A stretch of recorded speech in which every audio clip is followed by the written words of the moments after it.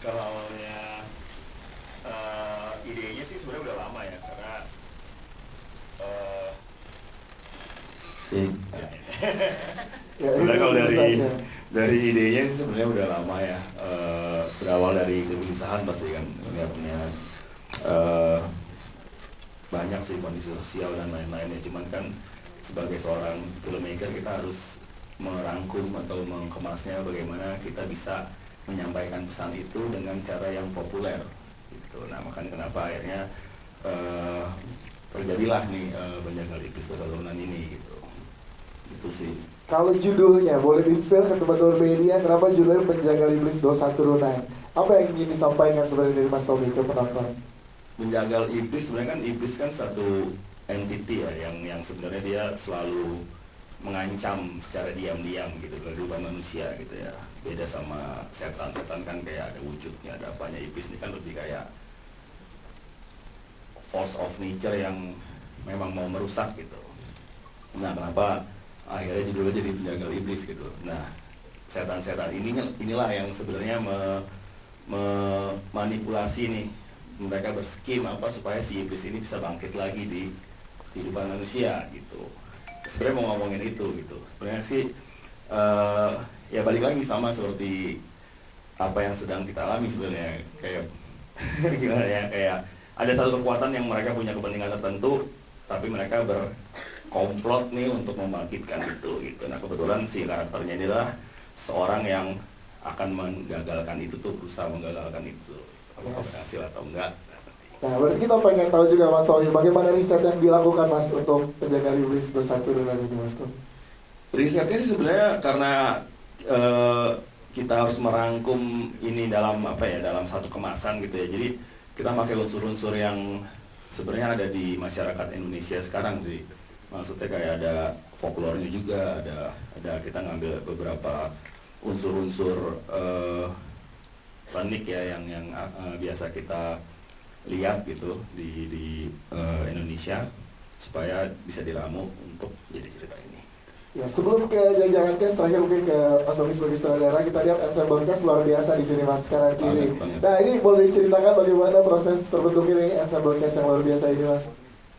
Sebenarnya ensemble cast ini tuh luar biasa banget ya, mereka dedikasinya sama filmnya oke banget, apalagi Satin, ini film horor pertamanya. Tepuk tangan dong. Wow. Maksudnya secara level of emotionnya dia bisa ngasih banyak di film ini, dan yang surprisingly sih kita semua kagum sama dedikasinya dia untuk bisa jadi seorang yang badass kelihatannya di layar tuh. Abang lihat aslinya kan kayak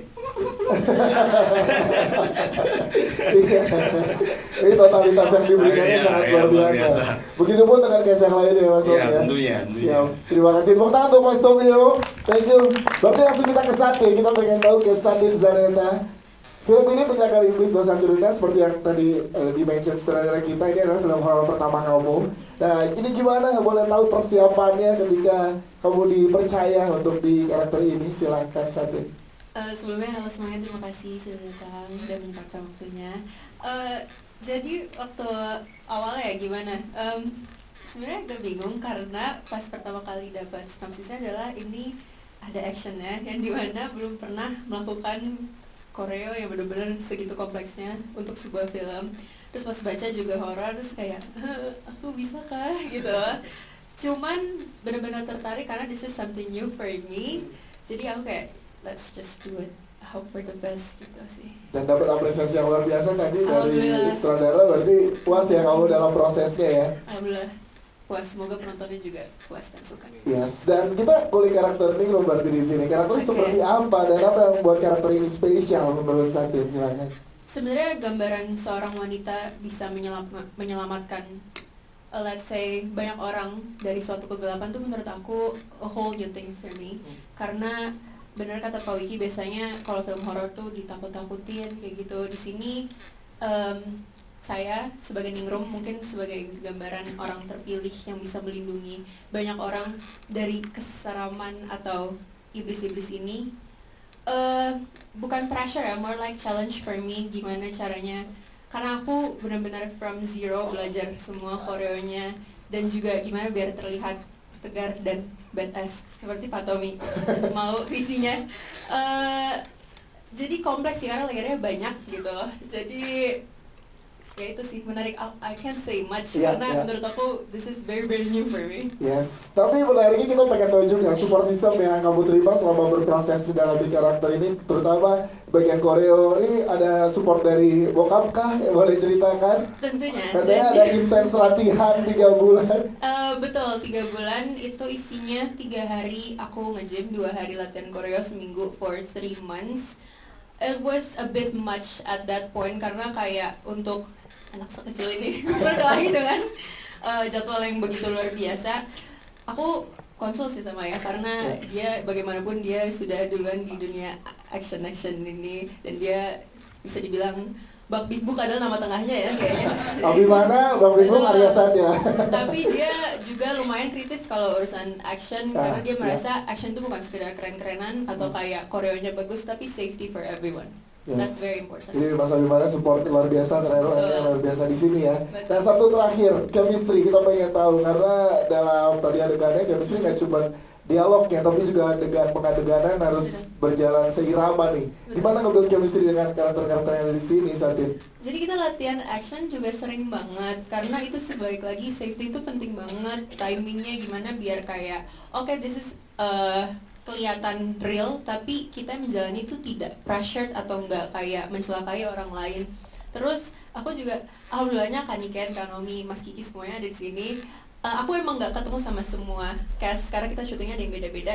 Cuman very very supportive cause I'm still new. Dan again, anak sekecil ini harus belajar banyak hal. Aku merasa di lingkungan yang sangat amat tepat karena very supportive. Satin Zarina, terima kasih Satin. Kita ke Niken Anjani, kita pengen tahu sebelumnya bersama Robby Films di Sijin jadi korban santet. Nah sekarang di film ini kan jadi pembangkit iblis. Ini malah jadi yang luar biasa di sini. Tadi kita lihat misterius banget dari trailer. Kita boleh ceritakan ke teman-teman media bagaimana saat mengambil peran ini dipercaya untuk tanggung jawab ini. Oke, sebelumnya terima kasih semuanya udah hadir di sini. Mudah-mudahan puasanya lancar. Amin. Dan mudah-mudahan filmnya juga lancar ya. Amin. Kalau untuk ngambil peran sebetulnya agak seneng, bukan agak seneng, malah excited karena di film Sijin itu aku jadi korban, tersiksa. Di film ini aku gantian. Aku menyiksa orang-orang. Aku jadi the ultimate villain dan itu malah tantangan buat aku. Dan aku suka sekali dengan karakter Pak Kunjara karena dia sebagai seorang penjahat dia punya reason di balik itu, tapi nggak bisa aku spill di sini ya, mohon maaf. Iya, nanti saat nonton ya. Cuman dia nggak sekedar jahat, nggak sekedar jadi penyihir misalkan, tapi emang dia punya alasan khusus kenapa dia berniat untuk membangkitkan Eyang Guru dengan cara mengambil-ngambil jantung dari para manusia-manusia itu, dan tentunya akan menjadi ancaman bagi Ningrum dan juga manusia-manusia lainnya. Berarti berapa lama riset untuk karakter ini? Niken Anjani, silakan. Wow, sebenarnya risetnya agak lama dan cukup kompleks juga karena untuk jadi Pak Kunjara tuh aku harus belajar bahasa Jawa kuno. Terima kasih untuk Mas Tommy Dewo atas semua masukan-masukannya. Jadi ya mudah-mudahan bahasa Jawa kunonya bisa terselesaikan dengan baik karena aku cukup panik, tapi ya senang banget karena di film ini aku belajar banyak hal. Kayak tadi contohnya bahasa Jawa kuno, ada adegan action juga, ada special effect, pokoknya seru banget deh. Tadi kita lihat di trailer juga mantra juga ada dikasih tahu di situ, karena itu juga berprosesnya gimana untuk melafalkan atau menghafalkan. Nah, karena itu mantranya mantra beneran ya, emang mantra Jawa kuno bener, jadi aku berusaha untuk tahu artinya kata per kata. Baru abis itu aku lafalin dengan bahasa Jawa kuno. Jadi aku harus tahu artinya dulu, kata per kata, bukan kalimat. Niken Anjani, terima kasih Niken Anjani. Selanjutnya kita juga ada Mas Edward. Mana lu? Yes, di pojok sebelah kiri kita pengen tanya karakternya seorang ustadz di sini yang juga melakukan ruqyah. Mas Edward, boleh ceritakan latar belakang ustadz ini seperti apa dan gimana pendalamannya? Silakan. Sama seperti teman-teman, saya mau ngucapin terima kasih buat teman-teman yang sudah hadir di sini. Baik, karakter Ustadz ini sebenarnya mempunyai latar belakang yang sangat menarik ya, karena memang mempunyai lapisan-lapisan di dalam kehidupannya, karena memang bagaimana dia bisa meruqyah orang sedangkan dia belum lama jadi ustadz, dan kelinci percobaan. Jadi memang mempunyai muatan dan lapisan yang berlapis, dan di sini juga bisa menjadi twist di dalam cerita gitu. Gimana berproses bersama dengan teman-teman yang ada di sini? Wah, menarik Mas, sekali, silakan. apalagi nggak sembarangan untuk menjadi ustadz dan bercandaan teman-teman kayak Mas Kiki gitu, kayak ini ustadz bener-bener paham agama atau jangan-jangan. Jadi memang ya belajar agama ke teman yang paham gitu, jadi memang sangat menarik sekali gitu untuk berproses sama teman-teman, apalagi Mas Tommy Dewo juga memberikan input tentang karakter Ustadz ini seperti apa gitu. Jadi sangat senang sekali bisa berproses sama teman-teman di sini. Yes, terima kasih Mas Edward Manalu. Selanjutnya kita ke pojok sebelah kanan ada Gusti Pratama. Hai Gusti. Yes, Gusti sudah hadir juga bersama dengan di sini. Kita pengen tahu karakter polisi yang ada di sini seperti apa sih karakter yang kamu perankan? Boleh dijelaskan lagi ke teman-teman media, Gus? Selamat sore teman-teman semua di sini. Terima kasih sudah hadir. Ya, saya Gusti Pratama di sini berperan sebagai Aryo. Karakternya ini polisi.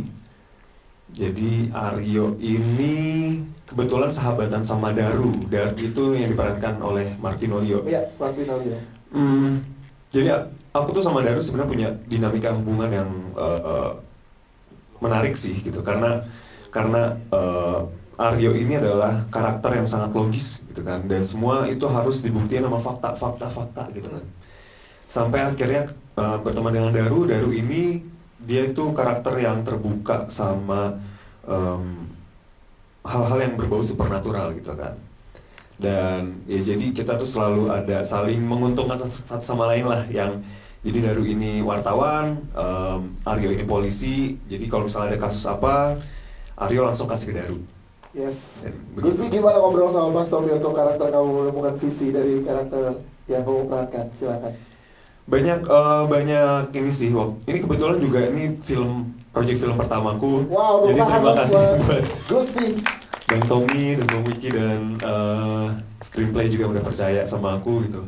Jadi awal memang banyak ngobrol tektokan, Bang Tommy gimana nih visionnya terhadap karakter Aryo ini gitu, dan preferensinya apa sih gitu, dan banyak banget akhirnya sampai menemukanlah karakter Aryo ini nanti yang akan bisa ditonton 30 April nanti. Siap, terima kasih Gusti. Selanjutnya kita punya Naomi Christie juga yang juga sudah bersama dengan kita, dan ini adalah horor pertama juga untuk Naomi Christie. Nah, bagaimana proses berada di proyek ini bersama dengan teman-teman? Silakan Naomi. Pertama-tama, selamat pagi semuanya. Pagi.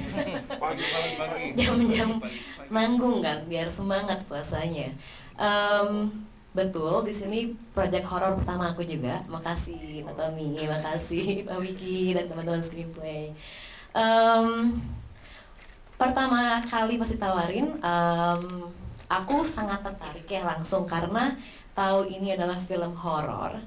Namun ada unsur action dan ada teka-tekinya kan di sini.